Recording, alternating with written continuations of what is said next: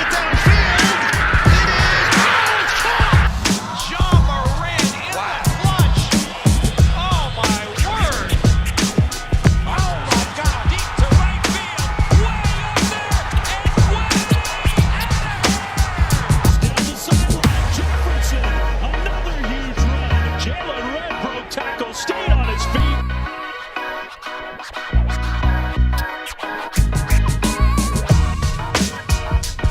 What's poppin', everybody? Hope you're having a great day today. And Saturday night, the Milwaukee Bucks were one win away from reaching their first NBA Finals since 1974 after taking care of the Atlanta Hawks in Game 5 of the Eastern Conference Finals. Both Giannis Antetokounmpo and Trae Young were sidelined with injuries, but it was Milwaukee finishing on top thanks to a full team effort in which 4 Bucks scored over 20 points. As for the Hawks, who now trail 3-2 in the series, they will try and stave off elimination and force a Game 7, trying to stay alive and their championship dreams alive, although they may be slim since they're from Atlanta.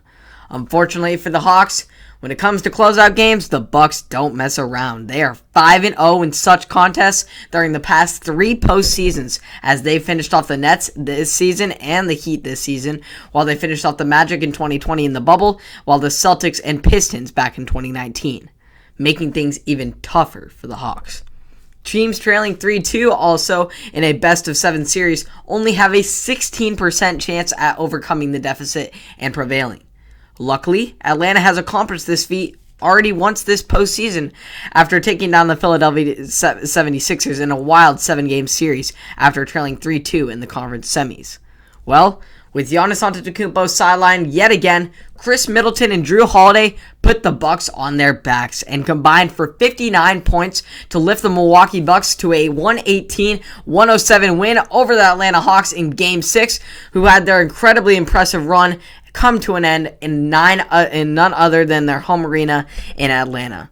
While he attempted to play through a bone bruise that had sidelined him early in the series, Ice Trae just did not have enough magic and cold-blooded skill in the tank to help Atlanta stay alive, as he finished with 14 points and 9 assists in the loss.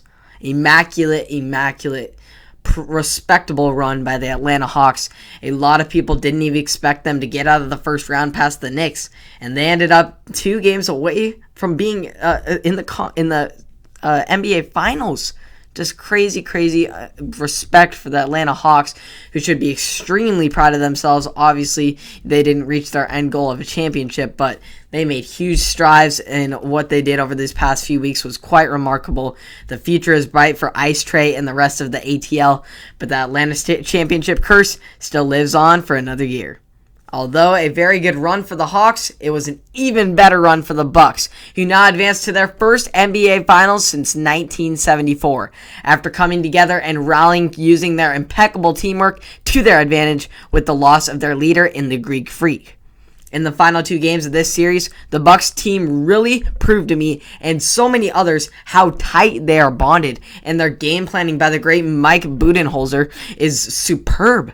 Giannis finally gets the Eastern Conference Championship monkey off of his back, as the playoff fallouts over the past few years have been devastating. Losing to Toronto in 2019 4 games straight, then being knocked out by the Heat last year in the bubbles after they had the Eastern Conference title, regular season title for the past 2 seasons.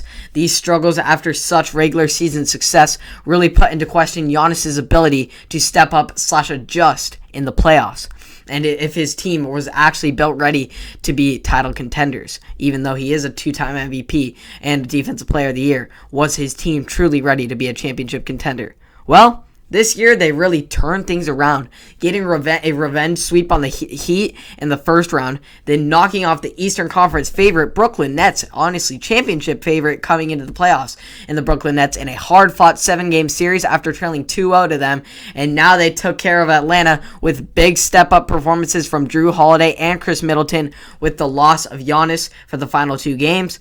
With Giannis status still up in the air for the finals, the Bucks are going to need Middleton and Holiday to continue to elevate their game if they want to lift that Larry O'Brien trophy at the end of it all. So it's going to be a great series if Giannis returns early on in the series. If Giannis doesn't return until Game 3, then I don't believe that they have a shot at winning this series, because I think Phoenix will take care of business.